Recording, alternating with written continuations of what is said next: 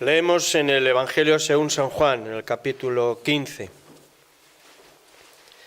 los primeros y muy conocidos versículos. Dice el Señor Jesús: yo soy la vid verdadera y mi Padre es el labrador. Y todo pámpano que en mí no lleva fruto lo quitará, y todo aquel que lleva fruto lo limpiará para que lleve más fruto. Ya vosotros estáis limpios por la palabra que os he hablado. Permaneced en mí, y yo en vosotros. Como el pámpano no puede llevar fruto por sí mismo si no permanece en la vid, así tampoco vosotros si no permanecéis en mí. Yo soy la vid, vosotros los pámpanos. El que permanece en mí y yo en él, éste lleva mucho fruto, porque separados de mí nada podéis hacer.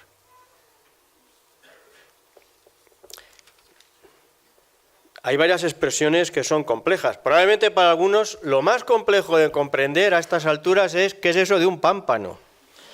No hace falta que lo reconozcáis, pero vamos, lo sé.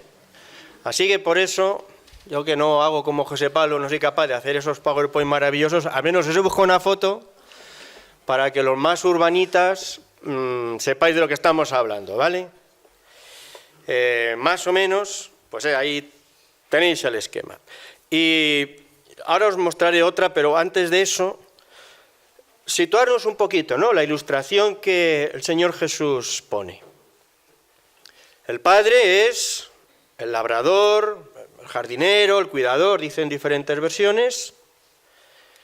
El Señor Jesús es la raíz, ese tronco sólido, y los discípulos somos los sarmientos de los que a su vez brota el fruto, la uva. La uva no sale de las ramas, exactamente, sale de los sarmientos.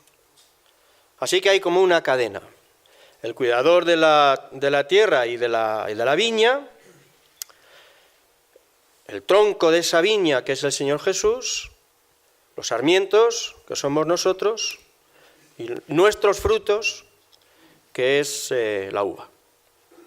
De hecho, en fin, las parábolas dan para lo que dan, tampoco es para hacer un estudio de teología sistemática, pero va implícita también la figura del Espíritu Santo, que sería algo así como la savia que circula por los sarmientos y que les transmite la vida de la raíz y les permite dar fruto. Entonces, si incorporamos ese elemento, tenemos el cuadro completo. Y la enseñanza es también muy sencilla. Hay una segunda fotografía ya más potente y más grata de ver. No son las botellas de vino, me refiero todavía al paso previo. Y lo que el Señor Jesús viene a decir es que si dependemos de Él, entonces nuestra vida espiritual es poderosa y hay fruto. Y separados de Él, pues nos secamos.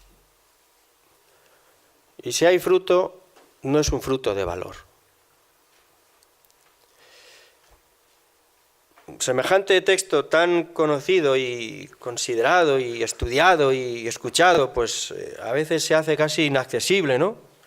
Para que cobre relevancia. Por eso pedimos que sea Dios mismo quien dé sentido a la lectura una vez más de este pasaje. Hay tres expresiones que se repiten continuamente. En apenas estos pocos versículos, casi en cada versículo aparece esta expresión que dice el Señor Jesús de estar en Él o de vivir en Él. Y es la primera a considerar, no vamos a tomar mucho tiempo.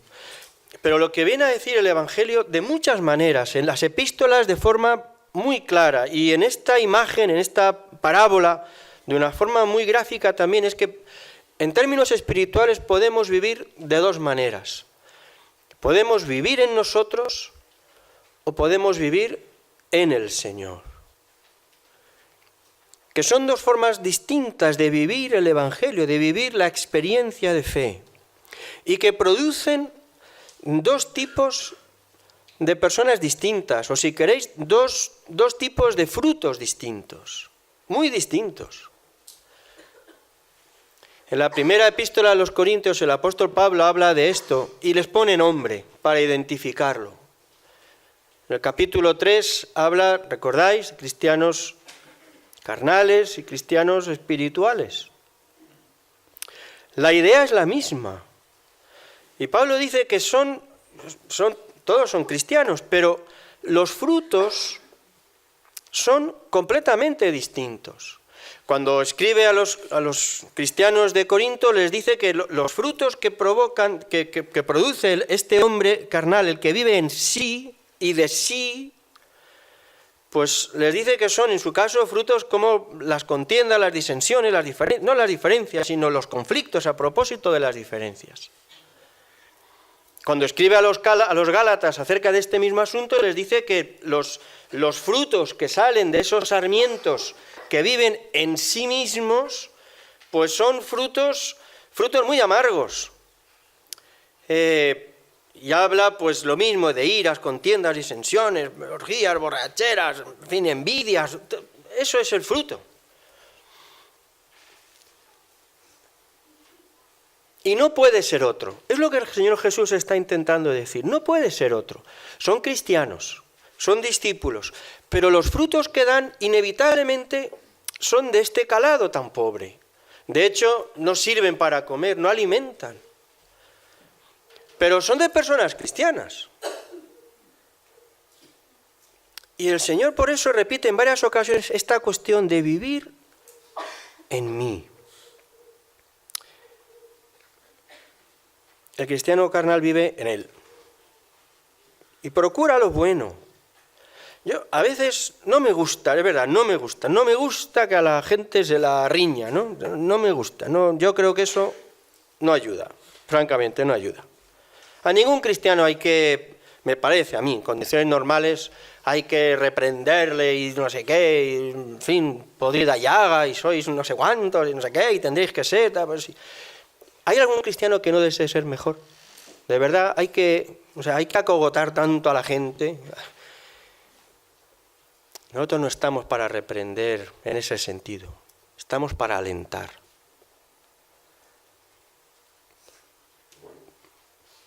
Porque cada cristiano que vive en Él, no en el Señor, ahora lo veremos un poquito más, vive en la frustración de lo que quisiera ser y no es.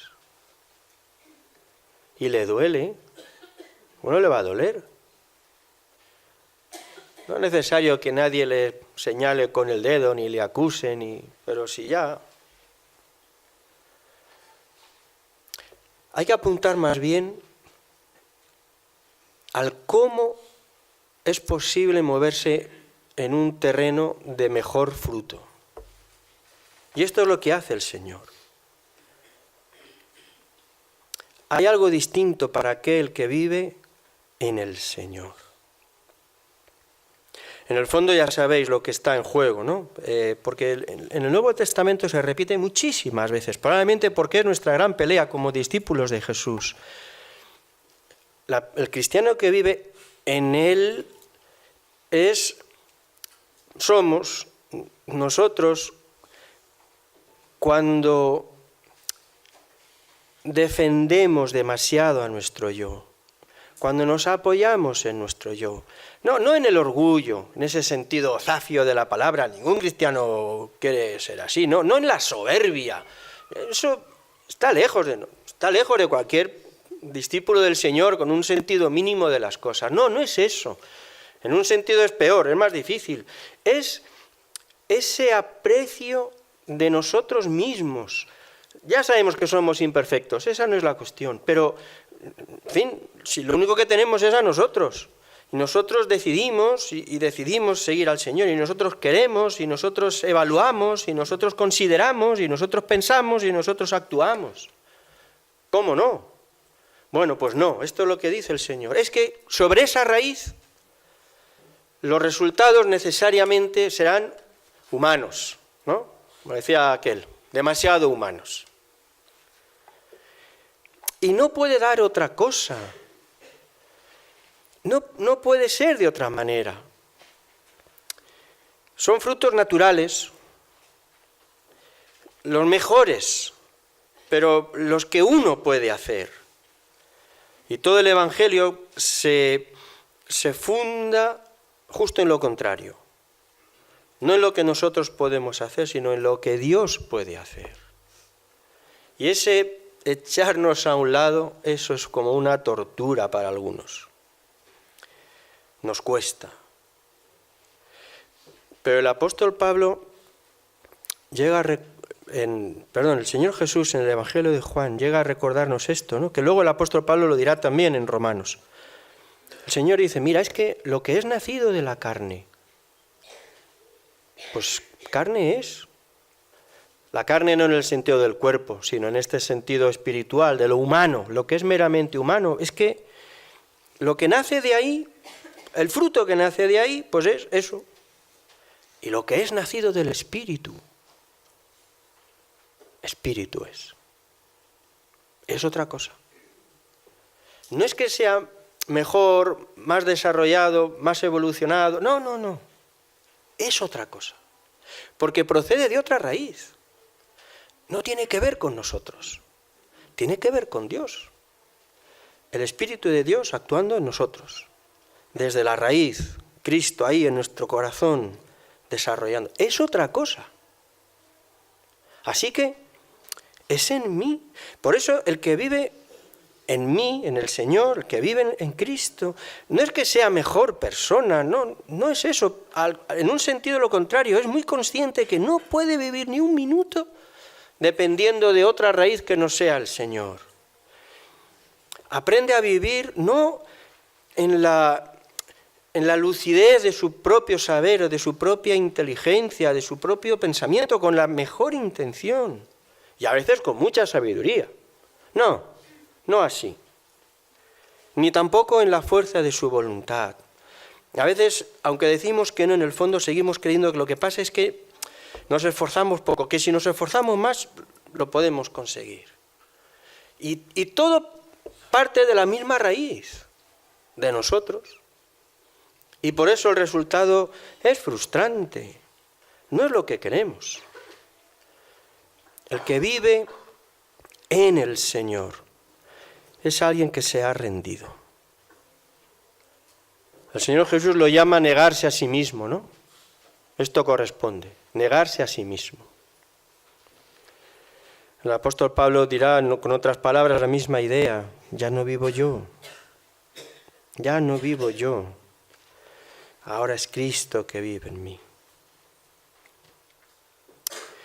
En este sentido, mira que me conmueve esta canción que, el Señor nos ha dado, ¿no? Creo que a través de Poncho, pero es del Señor. Comienza así, ¿no? Me abandono a ti, Señor. Me abandono. Y a mí eso, de verdad, me gusta mucho. Pero hay momentos en que, esa no es la palabra precisa, porque abandonarse tiene un sentido casi placentero. Es algo dulce, uno se entrega, ¿no? Y se deja llevar y eso es hermoso. Pero aquí es otra cuestión, aquí no es abandonarse así con gusto, aquí es rendirse. Pero rendirse de mala manera. Rendirse como se rinde el que ha peleado, como el que no se quiere rendir, que es lo que es tan evidente que sucede con nuestro yo, que no nos queremos rendir. Queremos estar con el Señor, pero no a ese precio. Y lo intentamos. Y de verdad lo intentamos. ¿Qué os voy a contar? Lo hacemos honestamente, y ponemos el corazón y ponemos las fuerzas, las nuestras, y todo el empeño, el nuestro, y todos los recursos, el nuestro y toda la fuerza de voluntad, la nuestra. Y no resulta, pero no nos rendimos. Creemos que es cuestión de intentarlo de otra manera, pero seguimos nosotros. Una hermana me hablaba el otro día acerca de esto, ¿no? De lo que para ella significa ese rendirse a diario delante del Señor. Y ese es un rendirse que para aquellos de nosotros que tenemos un yo demasiado potente, eso no se hace sin mucha pelea. Uno se rinde y es la imagen del que se rinde, pero después de haber estado peleando a brazo partido, y al final ahí está jadeando, sudando como un desesperado que no puede más, y cae y se rinde, pero porque de verdad ya no puede más, porque lo ha intentado hasta última hora. Bueno, pues tenemos que aprender y hacerlo a diario. Y entonces ese es como una especie de trasplante, ¿no? De una raíz a otra. Y entonces ahí, en el Señor, ya no en nosotros, en el Señor. Esos sarmientos, esos pámpanos, ahí, en esa otra raíz. En otra raíz. Mientras esté en la primera, el resultado siempre será el mismo. Es otra raíz, en el Señor, en el Señor. Y entonces la savia corre desde la raíz por el espíritu al sarmiento y trae fruto. Y es otro fruto. Es otro fruto. El que permanece en mí lleva mucho fruto. Que por cierto es la segunda palabra que se repite continuamente. Apenas unos pocos versículos y media docena de veces. El fruto y el... ¿Pero qué fruto? No te dimos. Porque pensamos que esto quiere decir que hemos de ser buenos. Que el que está en Cristo es buena persona. De esto se trata. Al fin y al cabo, ¿qué es ser cristiano? Pues ser muy buena gente. Vamos. No, solo faltaba, ¿no? No exactamente. No es así. No es suficiente. Coincide en la escuela dominical, estábamos viendo parte del Sermón del Monte, y esa expresión de Mateo capítulo 5, en la que el Señor Jesús les dice, no es eso, es algo más. Mateo capítulo 5, versículo 46, si amáis a los que os aman, ¿qué recompensa tendréis? ¿No hacen esto lo mismo los publicanos? Y si saludáis a vuestros hermanos solamente, ¿qué hacéis de más? ¿No hacen también así los gentiles? ¿Qué hacéis de más? Y otras versiones dicen, ¿qué hacéis de particular? Si hacéis el bien a los que os hacen bien, ¿eso qué tiene de particular? Y entonces la cosa es, pues hacer la pregunta, entonces efectivamente, pues eso, ¿qué es eso particular? ¿Qué es eso de más que se espera del que está arraigado en Jesús? Porque es algo más. En realidad es algo distinto. ¿Dónde está lo particular, lo extraordinario? ¿Dónde está ese elemento añadido? Porque decía un teólogo, donde no se dé eso particular, pues no existe lo cristiano, lo propiamente cristiano. ¿Qué será eso de más? Y todo el texto en Mateo 5 y en los Evangelios encontráis cómo el Señor reconoce en fariseos, en escribas, un estilo de vida realmente exigente, tremendamente exigente, que se sostenía y que mantenían, digamos, a golpe de voluntad. Y lo reconoce, pero a sus discípulos les dice, pero vosotros, algo más. ¿Algo más? Pues sí, están a tope, sí. En ese nivel humano, están a tope. El Señor Jesús les dijo a los discípulos más de una vez, haced lo que ellos hacen. Vamos, no lo que dicen, pero vosotros atended, mirad los testimonios, ¿no? La fidelidad a la ley, el cumplimiento de las cosas, todo eso. Pero vosotros, mientras os mováis en ese terreno, aún estáis... No hay nada de particular, de peculiar. Bueno, pues ¿qué es lo peculiar? En el texto de Mateo 5 encontráis... Ya sabéis el contexto, ¿no? Habla del amor al enemigo, en esencia de tomar la cruz y de prácticas, actitudes que no solo es que son muy difíciles, sino que proceden del corazón, que proceden de la raíz. ¿Recordáis todo el capítulo 5? Vamos, no voy a repetir lo de la escuela dominical, pero todos recordáis esas antítesis. Oísteis que fue dicho, pero yo os digo, oísteis que fue dicho, no adulterarás, pero yo te digo, si miras a una mujer, pues Oísteis que he dicho no. Y lo que encontramos es que Jesús está llevando las cosas del terreno de lo que hacemos al terreno de lo que somos. Del terreno de lo que se ve, y es importante, al terreno de lo que no se ve, a la raíz. A la raíz. El fruto que sale de una raíz distinta. Y por eso genera disposiciones distintas, emociones distintas y por tanto también actos distintos. Por eso dice el Señor, separados de mí, pues nada podéis hacer. Os quedaréis en lo natural. Yo leo estas cosas, primer sentimiento siempre es de frustración, tengo que decirlo. No es falsa humildad, ojalá. Uno dice, es que seguimos cumpliendo años, en fin, pasa el tiempo y nada, y seguimos tropezando en las mismas cosas, ay Señor, Señor, ¿no? No sé, cuando escuchas estas cosas y lo lees, eso, no sé, a veces un cierto sentimiento de impotencia, de frustración, ¿no? Pues no puede ser, porque esta vida espiritual de la que habla el Señor está preparada para nosotros y es un regalo de Dios, es un regalo de Dios. Cada uno tiene sus gustos. La parábola más asombrosa que encuentro, y uno de los textos de hecho más asombrosos que encuentro, está precisamente en el Evangelio de Marcos. El Evangelio más corto. Y además es una parábola que no se repite en otro Evangelio. Y sin embargo, siempre me ha parecido que ahí se encierra la esencia de muchas cosas esenciales. Marcos capítulo 4, versículo 26.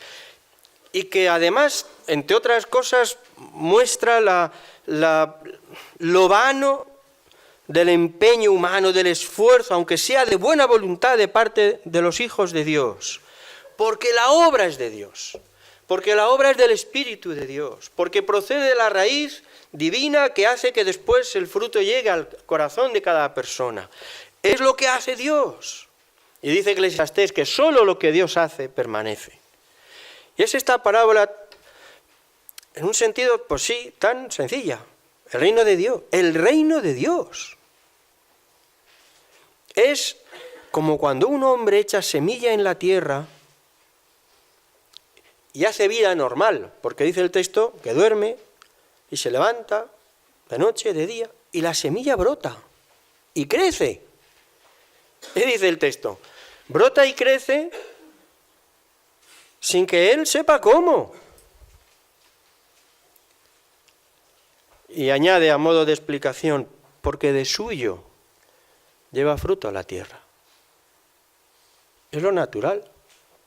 Primero hierba, luego espiga, después grano lleno en la espiga y luego se siega. No puede ser de otra manera. Es lo suyo. Y lo que dice en Juan capítulo 15, lo que está expresando es que es así.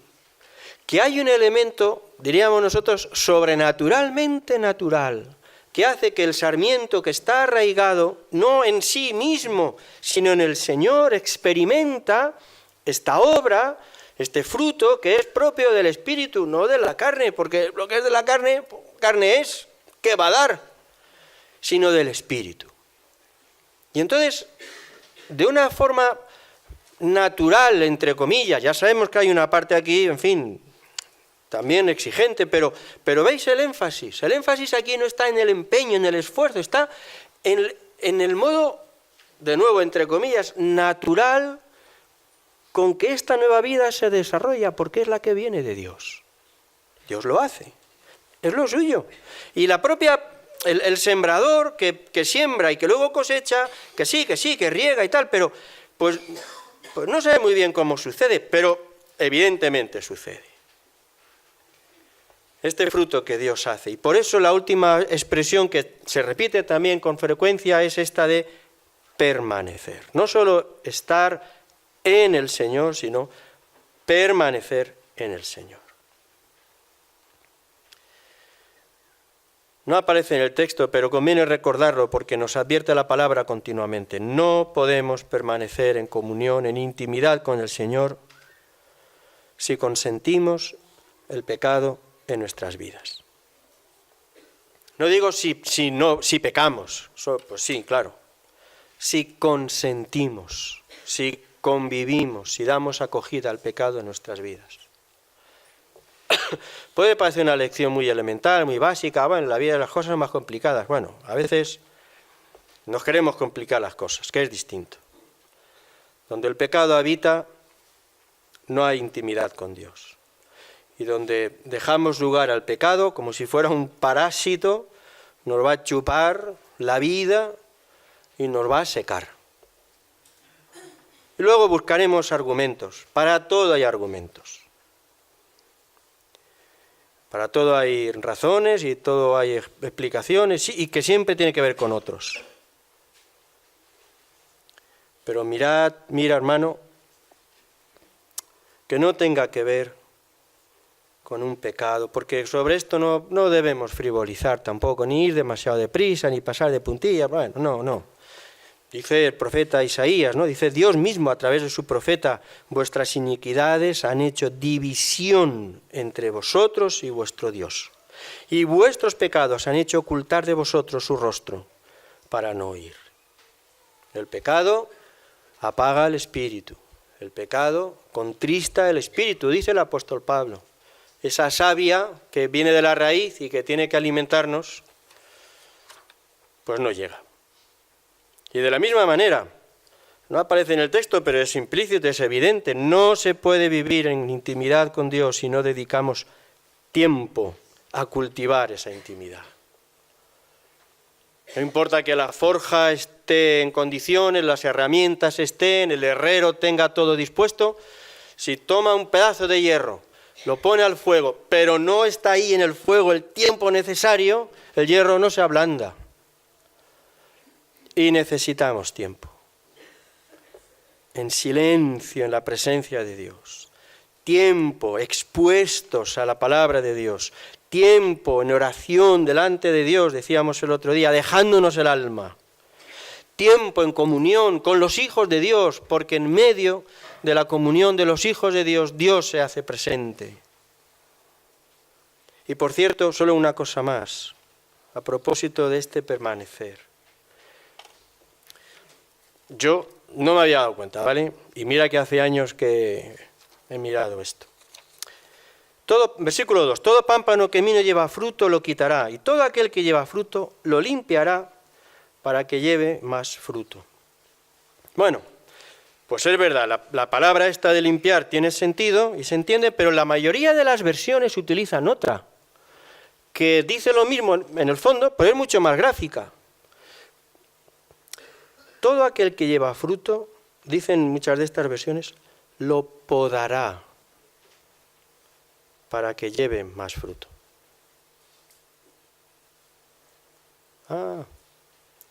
Cuando oís la palabra poda, de podar, ¿en qué pensáis? Lo primero.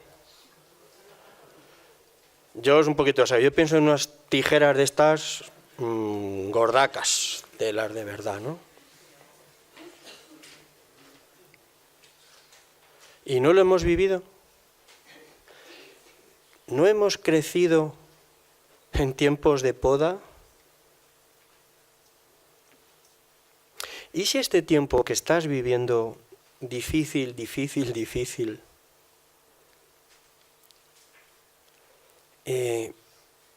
tiene que ver con que el Padre te está podando, dice el texto, para que lleve más fruto?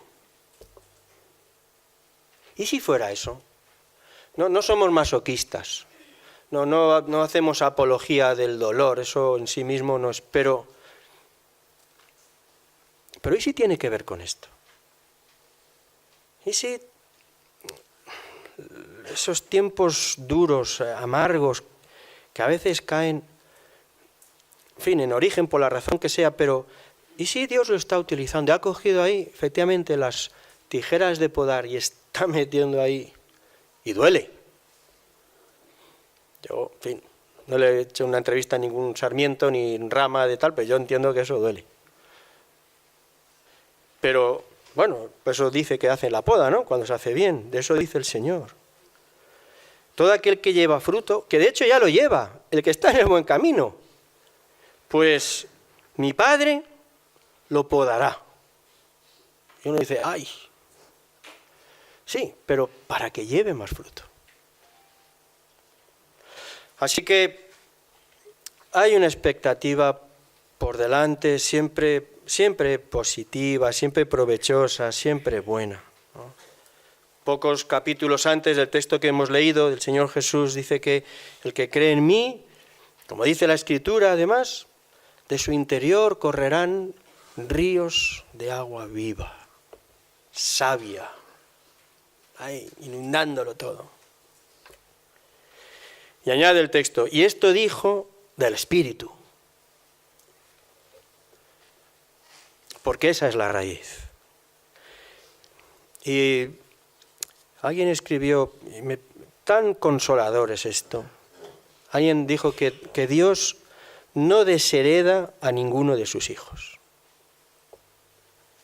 a ninguno. De manera que esta expectativa, esta posibilidad es para mí. Es para mí. Hoy incompleta, pero es para mí. Y es para ti. Y es para todos nosotros. Una iglesia que da fruto abundante. Porque aprende a no confiar de sus capacidades, de sus recursos, de sus talentos, de su inteligencia, de su número, de nada. Sino que al revés, se trasplanta de ese en mí y se planta ahí en el Señor. Y comienza a nutrirse de esa corriente de savia, de agua viva, del Espíritu, que llega a los sarmientos, que se expresa, que revienta en fruto abundante y en fruto bueno. Postrado a los pies de Cristo. Una canción que a veces cantamos también. Elegimos esto, ¿no? Eso dice otra canción, elegimos vivir agarrados a ti, postrados a los pies del Señor, esperando confiadamente, persistentemente, para que corra por nuestras venas la savia del Espíritu. No queremos otra cosa. No queremos más palabras, no queremos más argumentos, no queremos más sabiduría, no queremos más historias que nazca de hombres, porque eso lo aportamos nosotros. Pero eso no resulta. Queremos lo que viene de Dios. Nos arraigamos en el Señor. Mira que son feos los sarmientos. Y si además le dais un bocado, mira que están amargos. Como tales son una birria. Pero viene la savia y dan fruto abundante. De esto somos nosotros. Y de esto queremos ser lo más. Amén. José Luis.